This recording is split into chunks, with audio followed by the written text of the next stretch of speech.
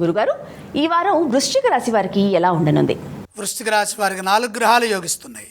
6లో రవి బుధులు, జన్మ చంద్రుడు, రాజ్య కేతువు. అదృష్ట యోగం సూచితం. ముఖ్యమైన కార్యక్రమాల్లో 1-2 సార్లు ఆలోచించండి. ఏకాగ్రత నిర్ణయాలు తీసుకొని వాటిని అమలు చేయడం ద్వారా గతంలో ఏర్పడిన ఇబ్బందులు కూడా తొలగిపోయి ఇప్పుడు విజయం సిద్ధిస్తుంది. ప్రారంభించిన పనులు వెంటనే కార్యసిద్ధినిస్తాయి. ఉద్యోగంలో మేలు జరుగుతుంది. ఉద్యోగంలో ప్రయత్నాలు విజయవంతమవుతాయి.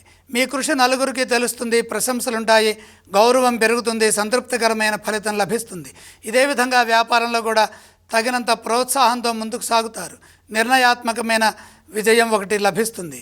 వ్యాపార విస్తరణకు అవకాశం కలుగుతుంది. శత్రువులపై విజయం సాధిస్తారు. తెలివిగా వ్యవహరిస్తారు. సమయస్ఫూర్తితో సంభాషించడం ద్వారా శత్రుదోషం తొలగుతుంది. మనోబలం కుటుంబ పరంగా శక్తిని ప్రసాదిస్తుంది.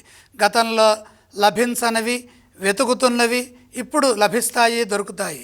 ఆర్థిక విషయాల్లో తగు జాగ్రత్తలు తీసుకుంటూ అవసరాలను దృష్టిలో పెట్టుకొని తగు విధంగా ధనాన్ని పొదుపుగా వినియోగించుకుంటే భవిష్యత్తు బ్రహ్మాండంగా ఉంటుంది. ఏ ఇబ్బంది ఆర్థికంగా ఏర్పడదు.